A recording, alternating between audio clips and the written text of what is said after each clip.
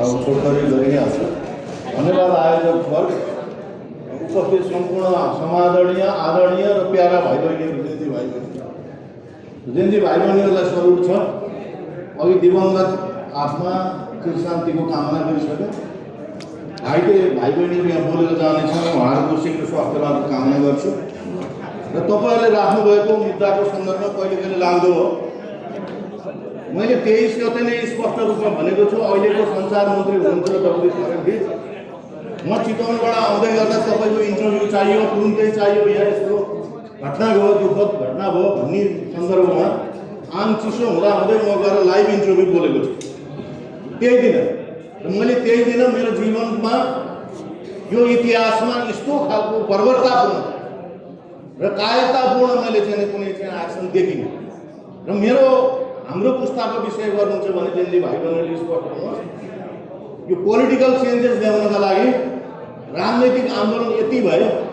र म त धेरै जसो 7वटा जस्तो आन्दोलनको चाहिँ अग्रपङ्क्ति भन्नुहोस् अथवा सबै नसक्ने भएपछि सर्वेन्द्र झा भनेका चाहिँ छन्, अहिले मेरा पूर्व आइजीहरू यहाँ छँदैछन्। म त्यो खालको भएको हुनाले मेरो स्पष्ट चाहिँ दृष्टिकोण के हो भने देश टुक्र्याउने, देशको स्वाभिमानमाथि आँच ल्याउने, सार्वभौमतामाथि आँच खलाल पुर्याउने, देशको राष्ट्रिय एकताको भावनामा आँच पुर्याउने र हतियार जस्ता सांघातिक आक्रमण गर्नेहरूलाई त लगाउने मेरो बानी नै एउटा। म प्रहरीमा थिएँ, प्रहरीमा रहँदा म त्योसँग जुधेर लडेकै हुँ।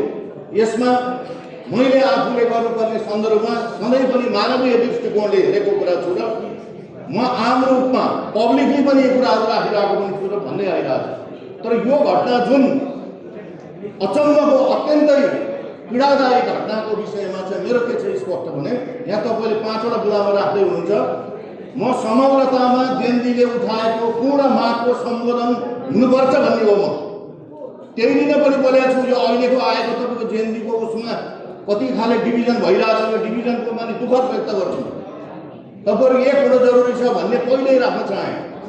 र अर्को विषय मलाई के लाग्छ भने यहाँ कसरी चाहिँ समस्या समाधान हुन्छ, राजनीतिक विकासको संवादको विषयहरू भइरहेछ।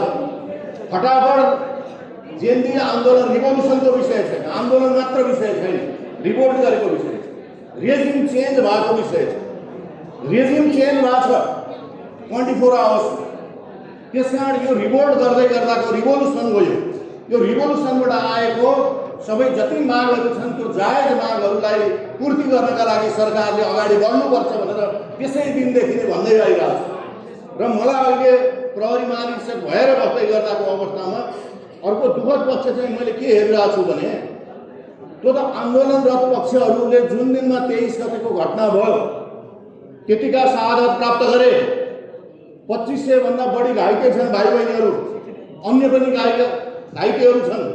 त्यो कुराको सम्बोधन भन्दा पनि यहाँ त के आयो भने कसका के भए, कसका तोडफोड भए भन्ने विषयमा त्यहाँ केन्द्रित भएर फेरि जेन्जीलाई नै फेरि आतंकित बनाउने काम हुन्छ। बन्द गरो, सरकारले बन्द गर्नुपर्छ यो कुरा। म पनि इतिहासमा 30 वर्षसम्म आइजी समेत भएर बसेर चलाएको मान्छे हुँ।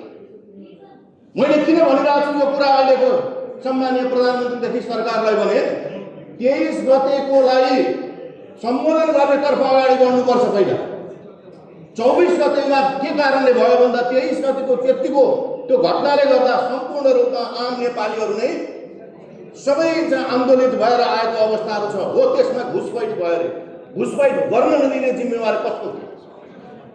अघि एकजना भाइले भन्दै हुनुहुन्थ्यो मधेसको हो म हुँदाखेरि म आइजी हुँदै गर्दा कसैले कसैका लागि हतियार उठाएर गएको छ, मेरो कर्तव्य थियो। आम नागरिकलाई देशलाई जोगाउनु मेरो कर्तव्य थियो। त्यसको लागि भिड्नुपर्ने भन्ने मेरो व्यावसायिक निष्ठा थियो होला। तर मैले जीवनमा कसैलाई नियततामाथि गएर गर्ने नचाहिने गर्ने कामहरू कहिल्यै पनि भएको छैन। त्यस कारण त तपाईँहरूको बिचमा छु आज म। त्यस कारण त जे कुरा सही हो त्यही बोल्न सक्छु, म बोलिरहेको छु। र अहिले मलाई भन्नुपर्दा 24 गतेको घटनालाई चाहिँ कसले तोडफोड गरेको छ, कहाँ सीसीटीभी बनाएको छ, कहाँ बनाएको छ, फेरि आतंकित गरेर हिँड्ने विषय हो यो। अहिले आयोग बनाएको छ त आयोगले यदि त्यो घटनाक्रममा जो चाहिँ त्यहाँ त थिए त सर्वत्र सबहरू थिए, इभिडेन्सहरू सबै छ, को संलग्न हुन आदेश दिनेको हो तिनीहरूलाई कारवाही गर्नुपर्छ। अनि यसले बकैदाको एउटा राजनैतिक निकास खोजिसकेको थियो। र अर्को भन्नुहुन्छ भने दोस्रो कुरामा तपाईँले भन्नुभएको छ के गर्न सकिन्छ, सकिन्छ अझै पनि युनाइटेड। 1 मिनट भनिहाल्छु, सक्दिन्छु।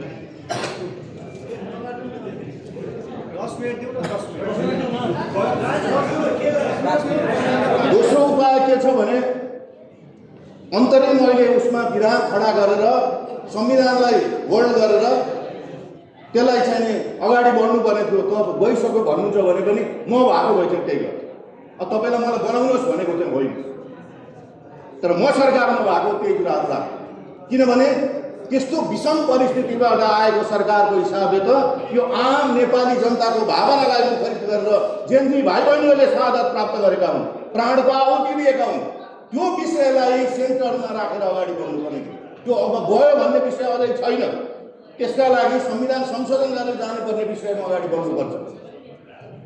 र यो चुनाव मात्र मागेका थिए जेनजीले, चुनावका लागि गएका थिएन।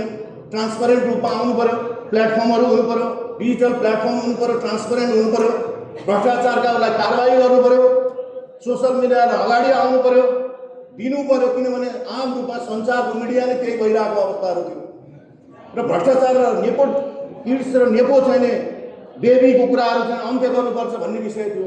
त्यसमा अगाडि जानु पर्यो। अर्को, यदि त्यो छैन भने चुनाव घोषणा भएको अवस्थामा केही पनि गर्न नसक्ने, हाम्रो तर्फबाट युनाइटेड नहुने र सरकारले चुनावै मात्र सम्पन्न गराउने विषय हो भने तपाईँलाई म अनुरोध गर्न चाहन्छु, एउटा सशक्त एउटा चाहिँ आमूल रूपमा पार्टी बनाएर अगाडि बढ्नुपर्छ र यिनीहरूलाई 2 तिहाई एराएर स्विप गरेर अगाडि बढ्नुपर्छ। त्यसको अर्को चाहिँ छैन। यदि त्यो छैन भने अब यसैमा बोले माइक नभएन है, छैन भने म त अझै पनि भन्छु सरकारले आफ्ना कोर्सहरू करेक्सन गरेर अगाडि बढ्दा सबैभन्दा राम्रो हुन्छ र भ्रष्टाचारहरूलाई कारवाही गर्नलाई प्रमुख मुद्दा बनाएर पहिलाका फाइलहरू समेत अगाडि लिएर आएर तिनीहरूलाई कारवाही गरेर के कुराहरू लुपहोल्स भएका छन्, के कुराहरू त्यहाँ छुटाइएका छ, कसलाई प्रोटेक्सन गरिएका छ, ती सबै फाइलहरू त त्यहाँ छन् नि त। त्यो फटाफट काम गर्नलाई कसले रोकेको छ? यिनै कुराहरू त मागेका हुन् भन्ने मलाई लाग्छ। यति भन्दै तपाईँले आह्वान गर्नुभयो। अब अलिकति लामो पनि हुनुभयो कि के भयो, बोल्दा बोल्दै 1 मिनट 2 मिनट बढा भयो त हुँदैछ। बहुत धन्यवाद। तपाईँकै साथमा छु म। केही चाहिएको होइन फेरि मलाई आइदिनु हुँदा भने म त खुलस्त छु त, पब्लिकली भन्दै आएको कुरा। तपाईँकै साथमा छु। अहिले एउटा कुरा चाहिँ भनेर जान्छु, नेपाल खालि काठमाडौँ मात्र चाहिँ होइन। हामी यहाँ काठमाडौँमा चाहिँ अलिक धेरै बढी केन्द्रित पनि भइरह। म अहिले धेरै जिल्ला 12-14वटा जिल्ला घुमेर आएँ।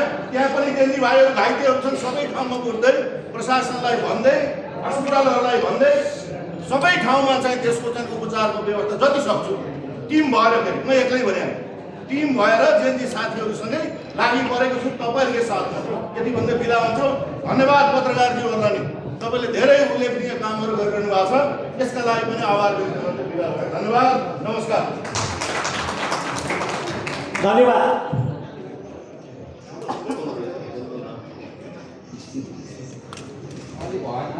त्यसपछि नेपाली काङ्ग्रेसको सभामन्त्री विश्वनाथ आङ्ग्रे आउँदै हुनुहुन्छ।